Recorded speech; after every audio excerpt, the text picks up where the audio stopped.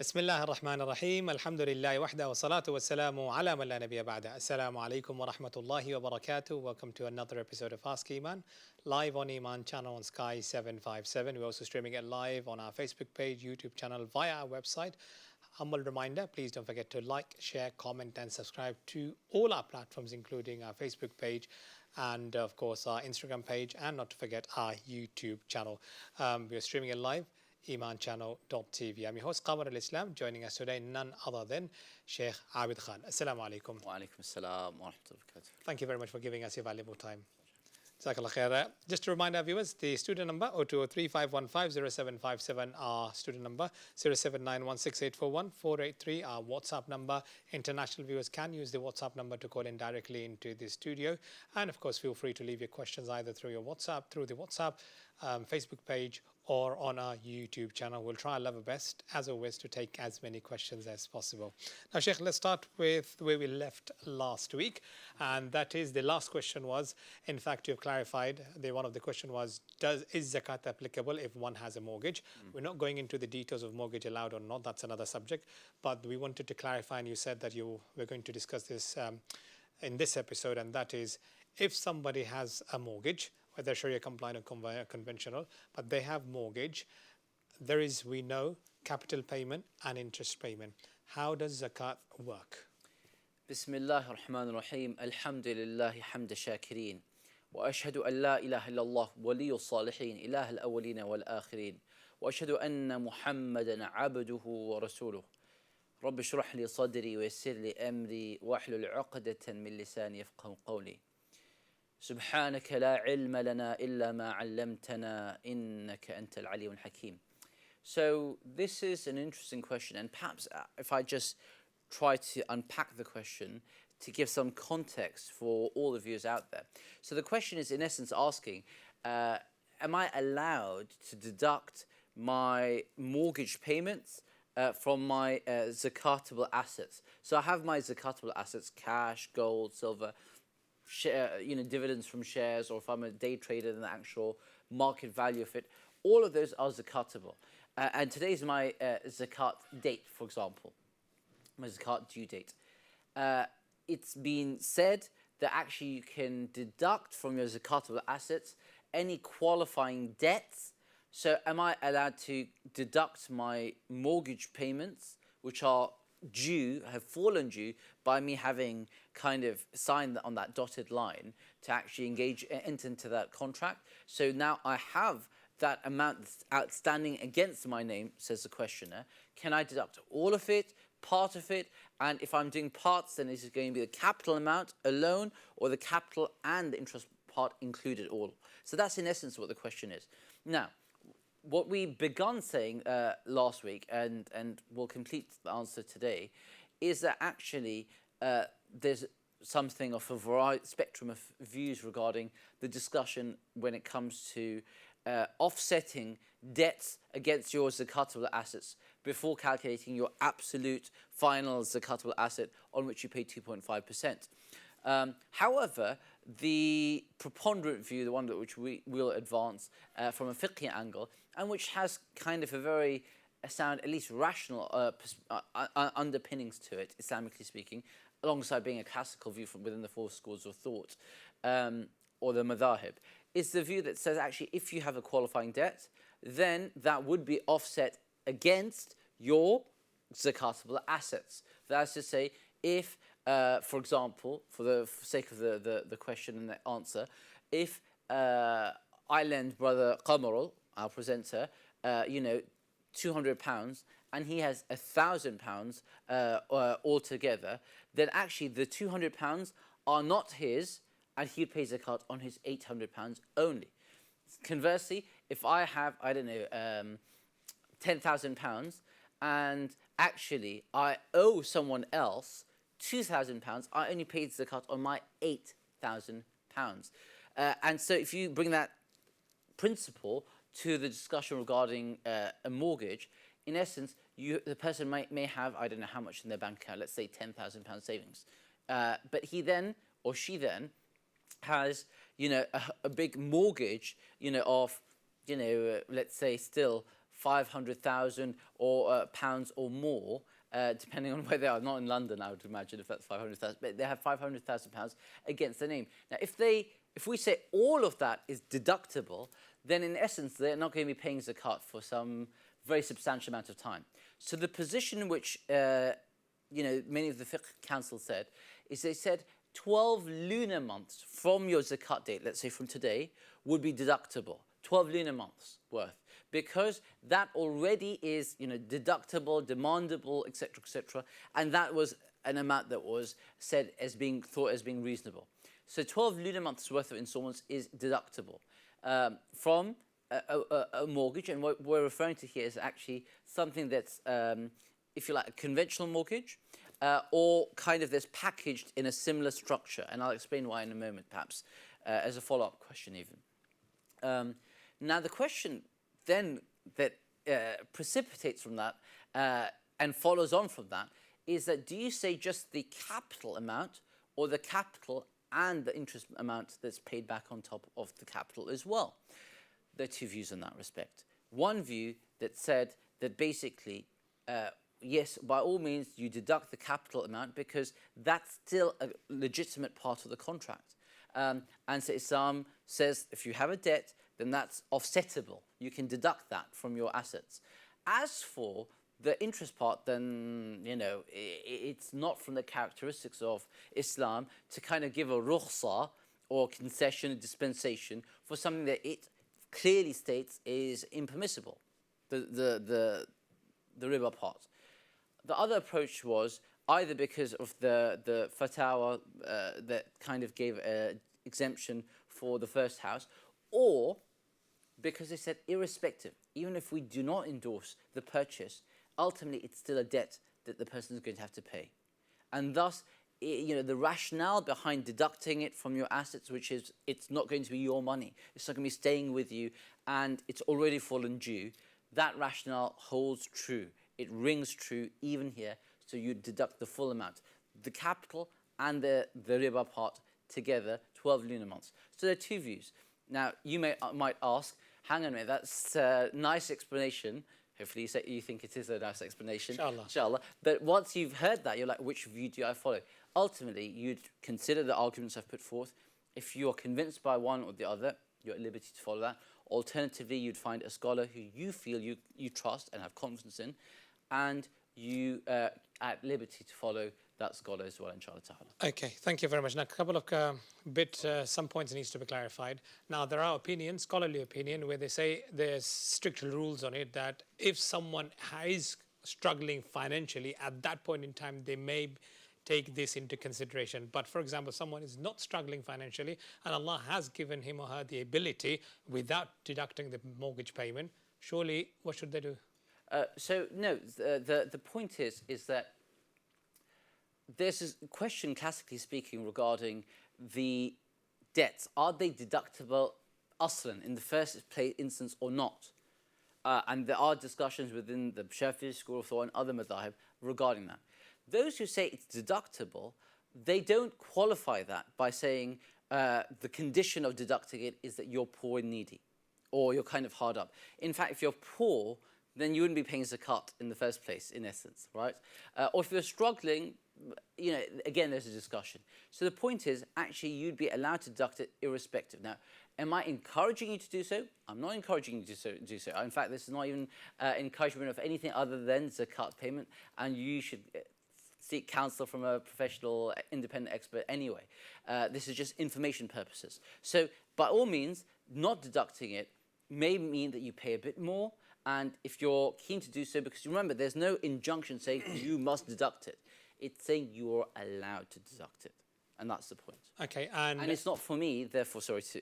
please. It's not for me, no matter how keen I might be to see everyone pays zakah and the poor benefit all the more so. It's not for me to obligate and mandate on you that which Allah has not mandated, or which hasn't got scholarly backing. So it's not within my kind of gift to say, no, you mustn't do so, or it's definitely better not to. Inshallah, you'll pay more, and that would be commendable, but you're not obligated to do so. Excellent. So now, as far as I understood, zakat is only payable on the capital amount, not on the interest. You don't pay zakat at all on the mortgage. You're paying on your zakatable assets. That's your cash, gold, when it comes to deduction, you can deduct either the capital, one view, or the capital and the. So both together. There are two views on the issue because ultimately they're both debts. They argue. Yeah, because some may say that, okay, why am I deducting interest payment because the interest is haram? That's exactly the argument of those who say only the capital. And the response that comes from them, from the other camp, is that actually, ultimately, it's still a debt that's going to be deducted from your assets, so it's not really yours. Okay, let's give an example then. If someone And also for another reason, they say because the zakat is only due on wealth that's actually halal and pure. So say, for example, if we separate the capital and interest, takes, for example, our £1,000 mortgage every month, 500 interest, for example, and 500 capital payment. So, for example, if someone wants to avoid the interest and only wants to calculate the capital, then 500 times 12, which is £6,000, they can deduct, for example, if they have zakatable £10,000 or £12,000, and that's how they deduct They'll it. have the remaining remaining 6,000. They'll be paying 2.5% of that. Yeah, which will come to £300. Okay, that is clear. Hope that is clear. It's an important question, and it's a common question that we constantly receive, especially during the month of Ramadan. And Alhamdulillah, Shaykh is here, and he clarified the whole subject here. However, if you have any further clarification required, if you have any further question, feel free to pick up the phone and dial the number that is displayed at the bottom of your screen. We're going for a short break. Stay tuned with us. You're watching Ask Eman. Thank you very much.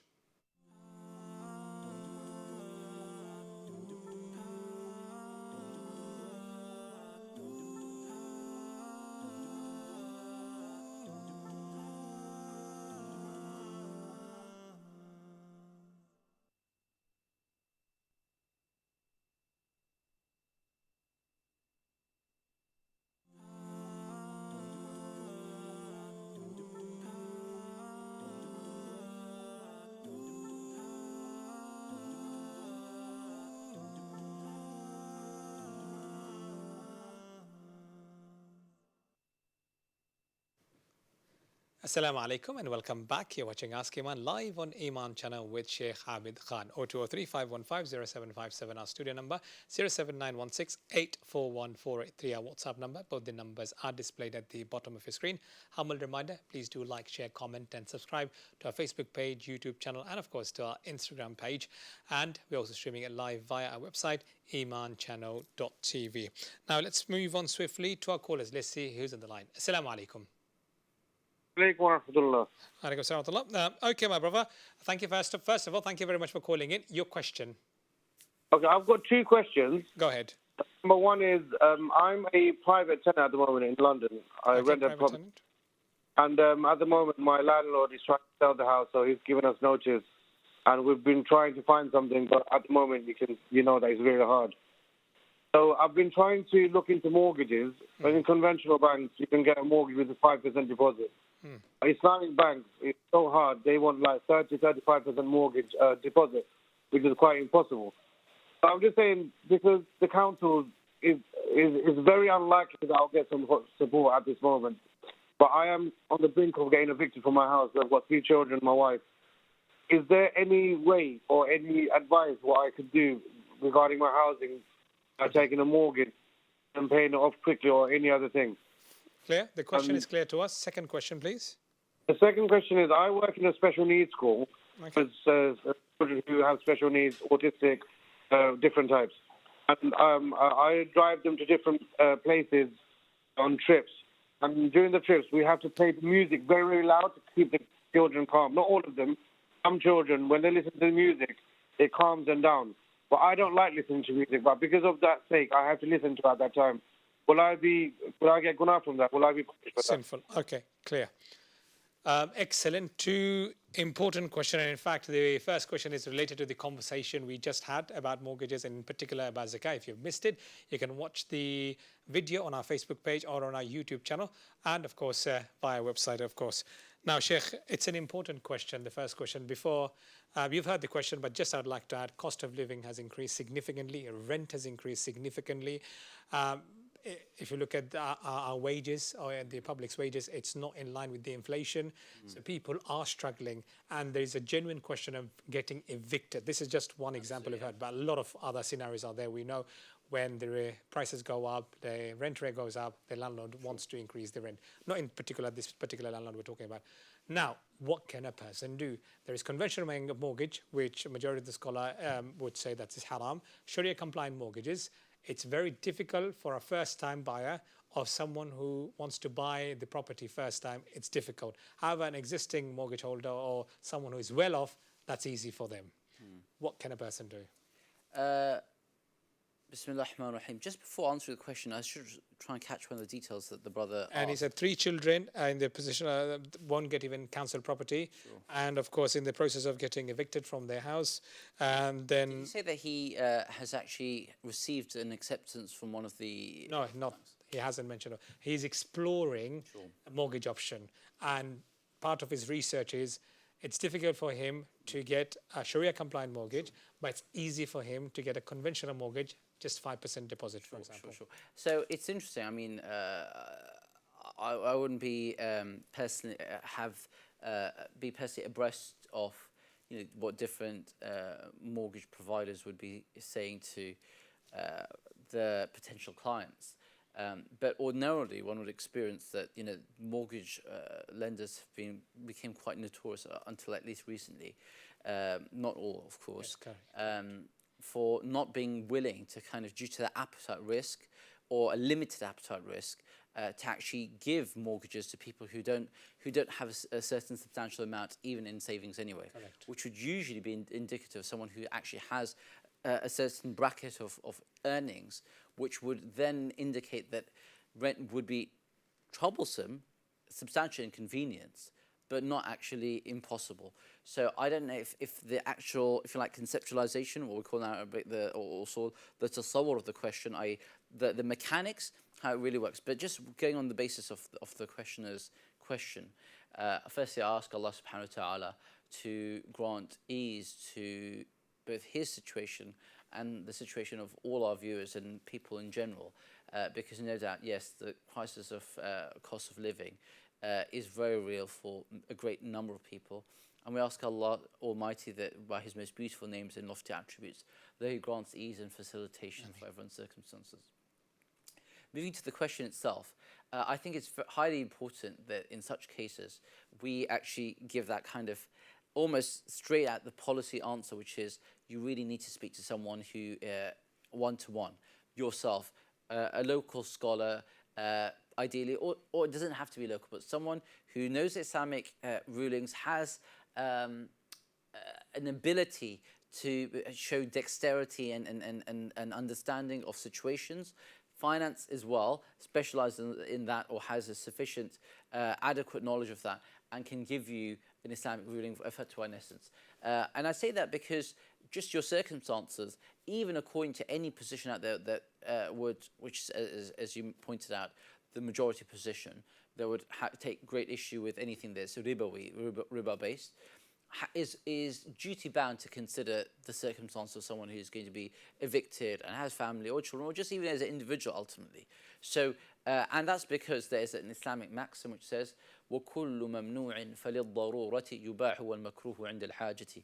That something which is in principle, something which is haram, can become, under supervision and of scholars and oversight, that in a given circumstance can be move or transition to something which is now tolerated, Islamically speaking, as in that impermissibility, latitude is shown for it because of the circumstances, the mitigation of the extenuating circumstances. So that is something which is a well-known, well-founded, agreed upon sort of principle in Islamic law. So that's just one reason which is why I would say to you, in your case, you need to speak to someone of knowledge and an expert. More broadly, just for other viewers, yes, of course, we should point out there are those 3 options that exist in theory. One is the position which, or 3 opinions we should say. One which will say categorically it's going to be haram because riba is riba, interest is usury is usury, something which is prohibited in Islam and in earlier scriptures as well. or in the Quran and earlier scriptures as well, we should say. And thus, all that you're left with is the option of rent, etc., etc. The other position would say that actually Islamic, home purchase plans are considered Islamic or permissible, and especially if you follow a scholar who you have confidence in, having read their credentials, etc.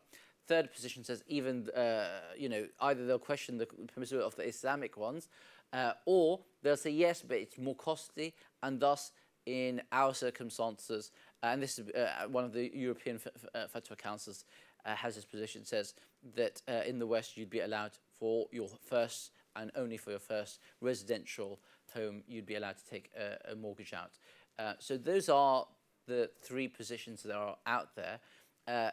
Navigating that is a tricky affair. You should ask Allah's guidance, make istikhara, beseech Him for His help, and then ask someone of scholar repute and who you trust and have confidence in, and then proceed with the decision, inshallah ta'ala. Jazakallah khairan for that. And a bit of clarification, Shaykh has not given his opinion or fatwa about this matter. Let's be clear on that. He's given you the option that is available, and also in his answer he did clarify that please speak to a knowledgeable scholar on a one-to-one basis, get an understanding of your personal situation and see where you stand. That's number one. Number two, obviously we do not give any mortgage advice or any legal opinion around the financial matter on these shows, because Ask Eman is purely Islam question and answer and information and guidance given. For any legal matter, financial matter, please do consult a qualified individual, of course. Now, moving on to second question, works in a special needs school, and people with autism, sometimes he has to take them to a journey, and of course there's loud music being played. Take on that, will it be sinful? So let's be clear about this, brother. You're an employee, you work, you're paid for your work. You are not someone who, you said yourself, who enjoys listening to music yourself. And so there's a distinction the fuqaha always make between two distinct terms. One is sama' and the other is istima'. Istima' is to listen to something actively. That means you're intentionally listening to something.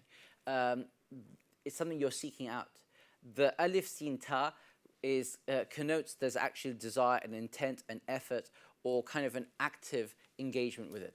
Sama', it means it's passively listened to and you're not intentionally desiring to do so. It's just something that's being played and you're hearing. So it's hearing versus listening. Right, and the prohibition, according to those who say it's prohibited, which is the main position, the mu'tamad of the Hanafi, Maliki, Shafi'i, Hanbali school of thought, says that actually it's for istima', for listening to it, not hearing it. And hearing is different from listening, as I said to you. Of course, there are other schools of thought which, there are other schools of thought which have held the position of some, have exercised some. If you like, acceptability of music. But also I'd add the point that the question, while clear to perhaps some viewers, may not be clear to others. The word music is, in English, a generic term for any sort of, sweet sounding sounds. And Islam hasn't given that blanket statement. It speaks about certain instrumental, if you like, accompaniment to sounds as well. Okay. Obviously, we know there is something called as music therapy, but we'll talk about it in the next segment, and then inshallah we will move on to other questions. It's again another break time. You're watching Ask Eman live on Eman Channel on Sky 757 in conversation with Shaykh Abid Khan. We're back after a few moments. Please do stay tuned with us, and of course the telephone numbers are displayed at the bottom of the screen. You're watching Ask Eman. Thank you very much.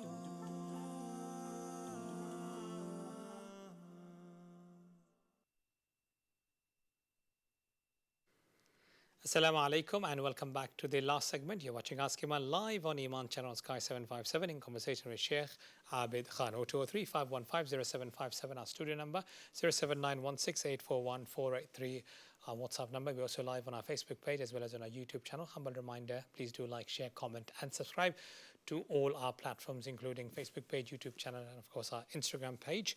And we're streaming it live via our website, emanchannel.tv.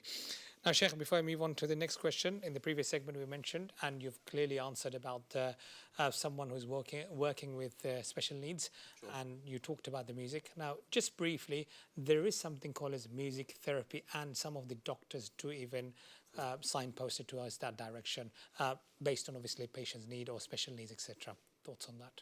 Yeah, absolutely. So it's a well-established treatment form of treatment within the psychological psychotherapy kind of circles and profession for there to be music therapy. It's something which is recognized, and treatment is one thing, and kind of recreational listening would be argued to be another thing. And as I say, that's according to the position that actually takes issue with the listening to music, as compared with those such as the Zahiri school of thought, Ibn Hazm al-Zahiri, who took a different position. But all in all, you know, for example, just to kind of digress on the issue, none would be kind of comfortable or okay, even those who take a different position with music when it comes to, for example, profanity and lewdness and the like, because that's to do with a separate set of moral questions altogether. Thank you very much. Thanks for that clarification. I hope it is clear. Thank you once again for asking such an important question. Now let's move on to our YouTube question. And Saida Khadija is asking an important question. Energy drinks, is it halal? Important indeed. So yes, energy drinks, the scholars have a maxim. It's known as istishab, or the principle of continuity. That's to say that all things are deemed permissible. That's for scholars to obviously exercise, until there's an evidence to indicate otherwise. That's to say, وَالْأَصْلُ فِي الْأَشْيَاءِ حِلٌّ وَمْنَعْ عِبَادَةً إِلَّا بِإِذْنِ الشَّارِعِ, as one of the poets said. And so the point is that if something is just not known to have any haram ingredients in it, then there's the principle of al-bara al-asliya, or the kind of default assumption of permissibility. Of course, if one would do one's due diligence in that respect. Also, if there's any harmful health ramifications for a person with a condition, or even without conditions, then that's something which entirely needs referring to specialists and experts in that field and in that regard. Where this viewer is alluding to a young viewer, there's recently some energy drinks have gone viral on TikTok or Instagram, and youngsters, our parents are buying for them. How do you know that, Brother Qamarul? Because we're in the media, we're part of the news. So, alhamdulillah. So through the news outlets and other media outlets, we have been told and we have been reliably informed that children are buying those online just because it's a craze that's going around, endorsed by perhaps an influencer or a celebrity, paying £10, £15 for an energy drink. Surely parents need to look into that. So yeah, I mean, I'm almost... dare I say, I'm considering mentioning two aspects. On the one hand, of course, if not all of us, certainly a good number of us will have gone through an age where we're really not thinking that clearly, and perhaps overly impressionable and easily kind of influenced by whatever the most recent fad is. But really, ideally, and what our ideals teach us, Islamic ideals and teachings teach us, is not to be so easily swayed just by whatever's in vogue, whatever's kind of catching the wind of the day. Because otherwise you end up one place one day, another place another day, and you're kind of all over the place. And the believer stands tall because their iman elevates their thinking, their emotional space. Of course, our iman yazidu wa yanqus, increases and decreases. But one should seek to have a type of, if you like, substance about their personality, their character, which stands between them and just following whatever's the latest trend. So that's my kind of humble reminder to you. Thank you very much for that. And with regards to the health, please bear in mind that sometimes it's not easy for everyone to have those kind of drinks. Some may have health condition. please cross-check with the qualified GP or a doctor. And anything excess, even in Sharia, is never allowed, Sheikh. Okay, next important question. Is it allowed to pay into work-based pension? So yes, work-based pensions or occupational pensions, there are of different natures, and there's a fixed final salary pensions, there's money purchase pensions, there's the ordinary kind of situational state pensions, for example, for NHS workers and the like. There have been discussions amongst scholars based on issues of ghara, which means contractual ambiguity. But on balance, overall, the position adopted by many councils states that, I'm talking about within a UK context, is that they would be permissible, but that would still be subject to the underlying activity of the investments wherein which the pension funds are kind of directed. The underlying activities need to be halal. So, for example, the pension pot is basically a fund. It's a pot of money wherein which your money is put. And if it's, for example, I don't know, in alcohol or other aspects of the entertainment industry, then that, from an Islamic ethical angle, would not be generating halal revenue and dividends, right? And that's the position that's espoused by the councils that we're familiar with or aware of. Accordingly, you should, what would be stated is that one would seek out an Islamic, or what's often referred to as a Sharia compliant pension. That basically says an Islamically ethical pension fund, which would ordinarily end up investing it in things like property and the like, very clean stuff, so to speak. And that would then be absolutely fine. And what you might be quite intrigued to know, by the way, and I have countless anecdotes from questioners and former colleagues and the like, that they would actually, they'd speak to whoever the person is within their firm, even multinational big firms. They go to HR and they say, you know what, I would like my pension to be an Islamic one. And they say, we don't know anything about that. We've dealt with pensions all for the last 7 years or 12 years. Then they actually get in touch with the pension company. They will respond often saying, we don't even know about this, but let's find out. And they invariably come back saying, yes, absolutely, it's one of the things there, but no one's actually bothered to ask, so to speak. So if you make that effort, inshallah, you may well see some positive, encouraging results. I was about to add that, but alhamdulillah, jazakallah khair for clarifying that. It is important that we speak to the relevant body, especially if I'm employed. And alhamdulillah, there are provisions available. It's just we have to go and seek it, because not many people are there that ask for it. So thanks for that point. Next question, again, holiday is coming up, and which basically means good weather, which then basically means, assuming this is a question from the brother, are you allowed to wear shorts that go slightly above the knee? Okay, so according to the four schools of thought, there's a discussion regarding the awrah generally. There's the hadith of the Prophet ﷺ with Uthman radiyallahu anhu, where Abu Bakr, Umar, Uthman, they're around a well. And then you have the hadith in Abu Dawud and Ad-Daraqutni saying, غطي فخذك, to cover your thigh.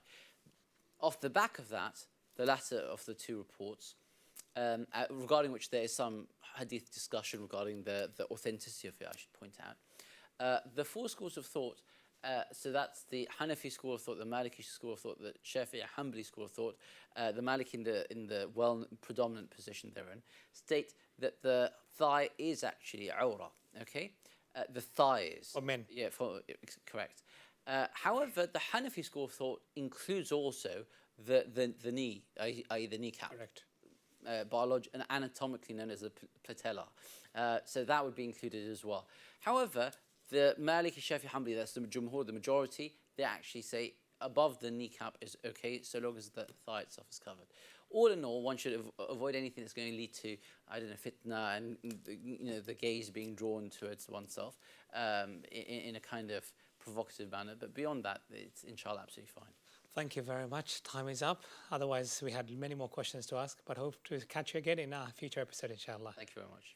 That's Shaykh Abid Khan answering your question. First and foremost, thank you. Thanks to all of you that have sent us question, caller that have called in. Apology, we couldn't take all the questions or callers. Inshallah, do call us back again tomorrow, which will be Ask Eman Urdu, or back again on Friday and Saturday. Normal Ask Eman resumes. You're watching Ask Eman, and if you've missed it, the video is available on Facebook page as well as on our YouTube channel. Humble reminder, please do like, share, comment, and subscribe to all our platforms, including our Facebook page, YouTube channel, and of course our Instagram page. Telephone numbers are displayed at the bottom of the screen if you'd like to ask the question in Urdu. Tomorrow is your show. Until next time, subhanakallahumma wa bihamdik, nashhadu an la ilaha illa anta, nastaghfiruka wa natubu ilayk. Wassalamu alaikum.